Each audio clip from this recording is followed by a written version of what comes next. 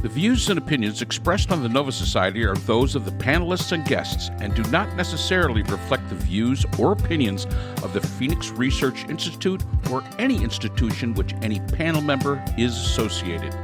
Reproduction or dissemination other than for the purpose of education or information without the express written permission of the Phoenix Research Institute or Nova Society Media is strictly prohibited.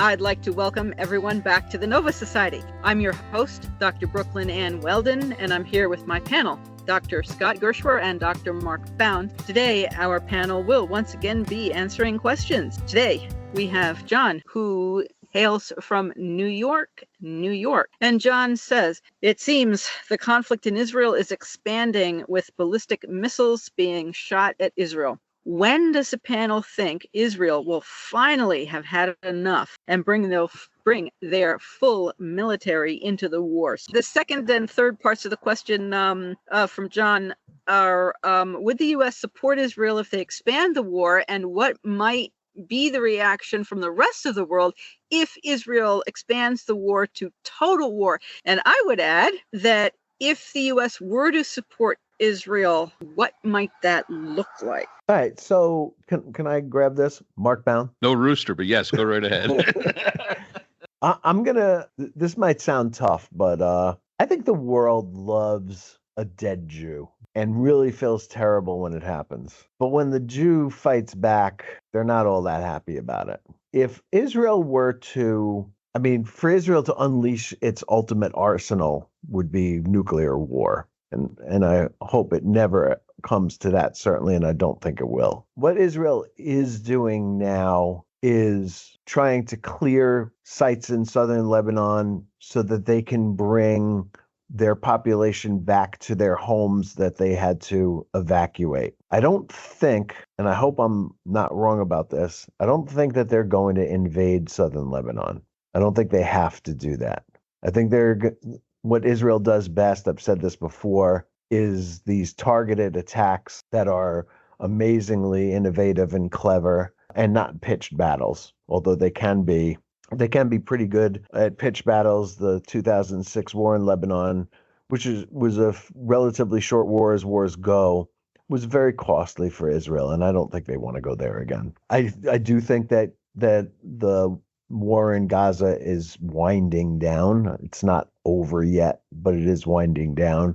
I don't think they're going to be happy until Sinwar is dead, although I have read that they have offered Sinwar safe passage out of Gaza in return for the hostages. If that's a real deal, I don't think, obviously, that Hamas has taken them up on it. Fighting continues. I don't know that there's going to be a cessation of the hostilities anytime soon, but I do think that you can see that in Gaza there's not as much fighting as there had been.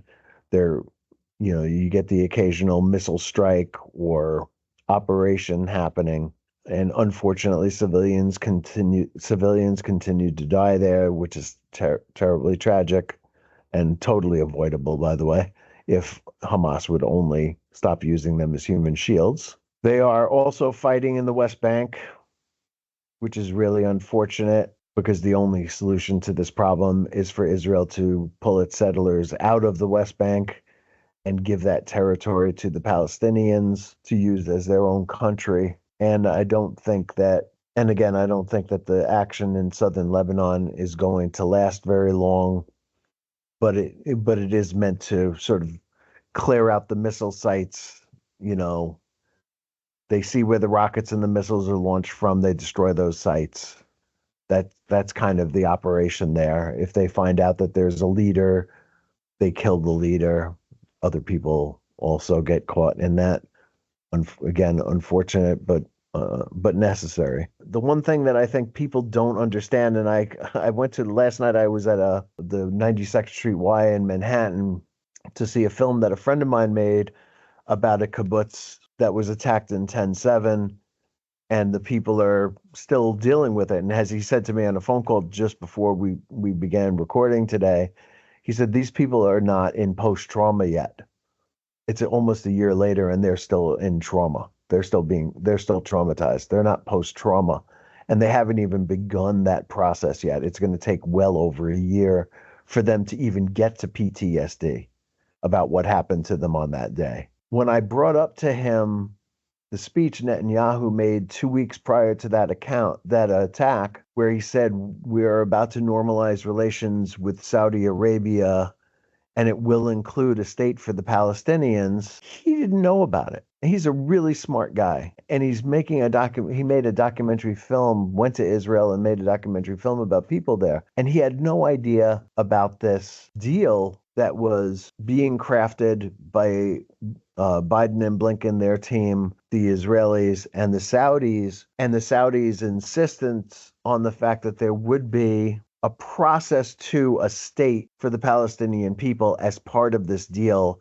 And there was no way that Netanyahu could turn it down, much as I'm sure he wanted to. And that speech that he made at the UN, right? It's this time of year. Biden made a speech yesterday at the UN. I believe Zelensky's making one today. Netanyahu made that speech at the end of September of last year. And 2 weeks later, Hamas attacked those kibbutzes and cities in southern Israel. There is a tie-in there. It is not isolated. It is not a coincidence. As much as Iran wants to deny that it was behind the attacks on October 7th, they were behind the attacks on October 7th. They claim that it took them by surprise. I do not believe them. This was their two worst enemies coming together for the first time ever to have an understanding, recognition, and peace between them. And not a cold peace, but an actual peace that would include a homeland for the Palestinian people. And Hamas objected to that because Iran objected to that. And that is why the events of 10/7 occurred. And that is what we're up against in this conflict, because the closer we get to peace, the more bloodshed and violence there's going to be. And somehow or another, we're going to have to face it and continue forward, taking the blows as they come, as sick as they are, and just try to get them to finally make peace and give the Palestinians their own homeland to hopefully do better with it than they've done in Gaza and they've done in the West Bank. I think there's another thing that should be remembered here. Hezbollah is not Hamas. These are two totally different entities, and they pose maybe the same kind of threat, but Hezbollah is probably more worrisome than Hamas. Hamas is restricted to a very small area. Hezbollah has got the southern part of Lebanon. The warfare between Israel and Hamas will look a lot different, Israel between Hezbollah, in my mind. I think that the Israelis have been in many ways restrained in their response. As Scott points out, they're very good at these very clever ways of taking out leaders. You know, the idea with the pagers and the walkie-talkies and the laptops blowing up and things like that. They're very good at that kind of thing. Toe-to-toe military action, I have faith that the Israelis are very competent in that. It may not be their greatest strength, but I think that they're competent. But it can be very, very costly. You're talking about a country of 10 million people. So, you know, every loss is a severe loss to the nation overall. They don't have the unlimited manpower that Russia has. They don't have, even the United States with over 300 million people. Yes, a loss of someone in the military from the United States is an important loss for the country. But in terms of numbers, I mean, it just isn't. It's impactful, absolutely. I don't want to make it seem like it's not impactful. But think if we were only a country of 10 million. Again, it's just a matter of the ratios there. So Israel will eventually come to a point where they say enough is enough. And I don't think that they would use nuclear weapons. I hope they don't. I don't think that that's something that cards on the table, because I think they would get the public of opinion of the rest of the world would completely turn against them, and they would become a pariah. Who knows how the rest of the world might actually react, in real time to such a thing. It's just so abhorrent. It's one of the reasons why the United States and the Russians and the Chinese and the other nuclear powers, yes, they have these weapons, but they don't use them because of, the stigma that would come. And I think people forget, nuclear weapons have only been used once by the United States. We're the only country to ever do it. But it was at the infancy of these kind of weapons. And I think every single president, at least most, have known that they're just not a viable option. Probably one of the best reasons to get rid of them, because they're just not a viable option. Israel has suffered a lot. Israel, unfortunately, will probably continue to suffer. Even if there's a two-state solution, Israel will still in some way suffer because I know it's the homeland and I know it's the traditional, but they're in the wrong neighborhood. And you can't come up with what the right neighborhood is. That there really is no right neighborhood. And I think that makes it very difficult when you're constantly under pressure and under fire, and you're surrounded by people that may tolerate you, but really don't want to. It's a very tough position that Israel is in. And do they have a right to defend themselves? Absolutely they do. And, Scott, your friend may be right. Maybe it isn't. They haven't reached the post-traumatic state yet. But I think that goes for the entire country anyway. I think that they've been in that state of high alert. Think about if, where we live. If your home was always right on the edge of somebody could be lobbing a missile at you. People in the United States cannot fathom what that must be like to live in a country that at any moment somebody could be lobbing 100 missiles at the town that you live in, and that's got to wear on the people. And eventually, I truly do believe Israel come to a breaking point where they're going to say, "Listen, enough's enough." I think that's okay. I know the world won't think it's okay, but then again, if the Germans, I'm sorry, I don't see anybody lobbing anything at Frankfurt or at Berlin or at Hamburg or, the British. Nobody's lobbing anything at London. United States, I didn't see a single, missile heading toward Washington or New York or Philadelphia. How would we react if it was? And I think sometimes we got to put ourselves into that position. How would we react if this was Washington or London or Frankfurt or Paris? How would that country react to it?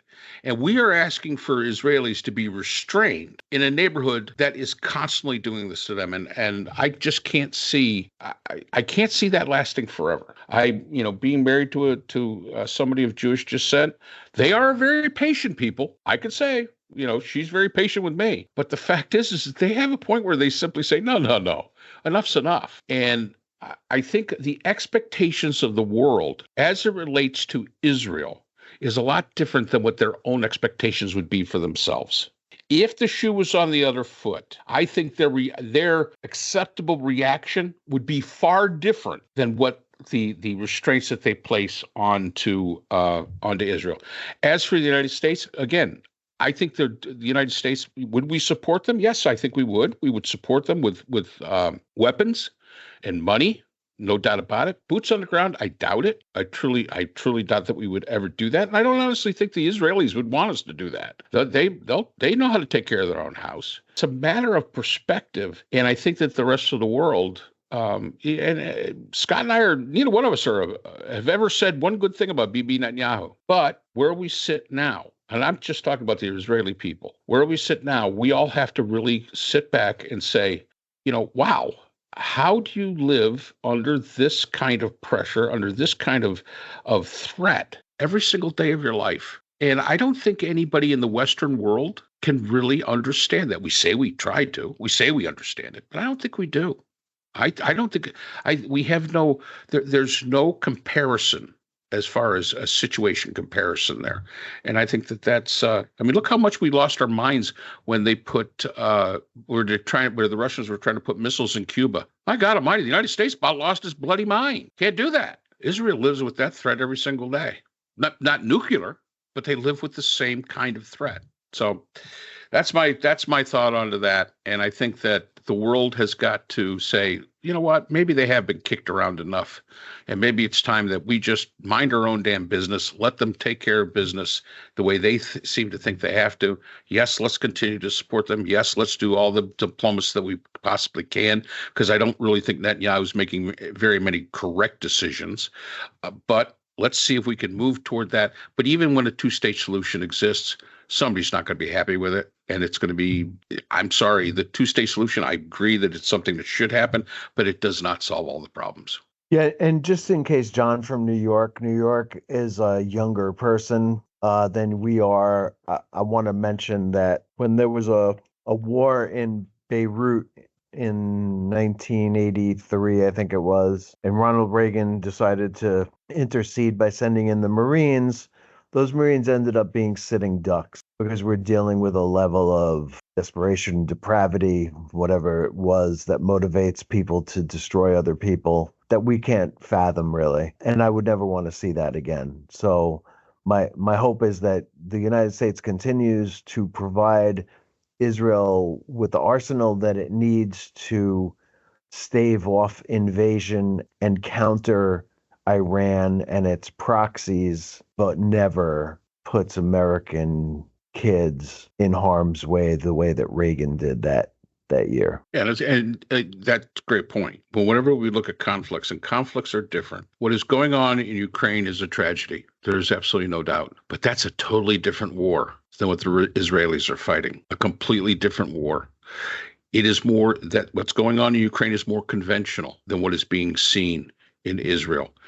And it's something that, and it's been, the Ukrainian war has gone on longer than it should have, about 2.5 years or whatever it's been going on. Israel has had to deal with this since 1948, 1947. They've been dealing with this from the moment they came into existence. I know, Scott's been there. I have been there as well, once or twice. And it's a beautiful place. And when you're walking down the streets of Tel Aviv or Haifa or places like that, you don't, as a tourist or somebody visiting family, you don't understand the threat. And thankfully, when we were there, there was never an air raid go off or anything like that. But it happens. And imagine it happening in your town. And imagine it happening 3 or 4 times a month in your town. I don't think you could accept it. And that's something that the world really needs to understand. You mentioned going to Israel, and I think that anybody who's never been there can't really understand it. No, I agree. That it's such a miracle, and I've been there a few times, and I've been in different parts of it, and it really is it's a miracle, and it brings to mind a joke that I'm going to share with you if you don't mind. That this Jewish guy dies, and he was a really bad guy, and he's told that he has to go to Jewish hell, and it's the last elevator on the left, and he goes down to the elevator. And he gets inside and he sees a button at the bottom and he presses it and it's Jewish hell. And the elevator's going down and he's passing all the levels of hell and he could hear the screams of people as they burn in agony and go through all these horrible, horrible things. And he gets to the bottom floor and it opens up and it's a beautiful green field and beautiful blue sky. And the water is clean and blue and clear and gorgeous. And he walks out of the elevator and he's looking around and he sees trees full of fruit and animals grazing. And there's a guy on a tractor nearby and he goes over to him and he says, "Excuse me, is this Jewish hell?" And the guy looks at him and looks around and he goes, "Hell? I don't know about that, but you should have seen it 76 years ago." I like it. So I guess we answered that one, Brooke, as best we could. And thank you to John from New York. And thank you to you both. And we will see you again next time on the Nova Society. So that's all the time we have for today's episode. The Nova Society is a production of the Phoenix Research Institute. We'd like to thank our sponsor for this episode, the Journal of Interdisciplinary Conflict Science. The JCIS is an open journal for upcoming scholars. The JCIS is currently accepting article submissions on an ongoing basis. The JCIS is a publication of Nova Works, a scholarly depository at Nova Southeastern University. A link to the journal is in our description. We'd also like to thank our podcast partners, Buzzsprout, who hosts the Nova Society, Audacity, who is our editing partner, and Podkite, who does all of our analytics. We'd also like to thank iHeartRadio, where people get their music and podcasts, Apple iTunes, the largest source for music and podcasts on the internet, Spotify, the most popular source for the Nova Society. The Nova Society is available on all these and other quality platforms mentioned in our description. We'd also like to thank our listeners. Without you, the Nova Society would not be possible. If you have a comment, a question, or would like to be a guest on the Nova Society, we can be reached at nova.society.podcast@gmail.com. always remember, the power of society is knowledge. So for Dr. Scott Gershwer, Dr. Brooklyn Ann Weldon, Dr. Priscilla Hobbs, and all of us here at the Nova Society, I'm Dr. Mark Bound. Be well, and we hope to see you again next time.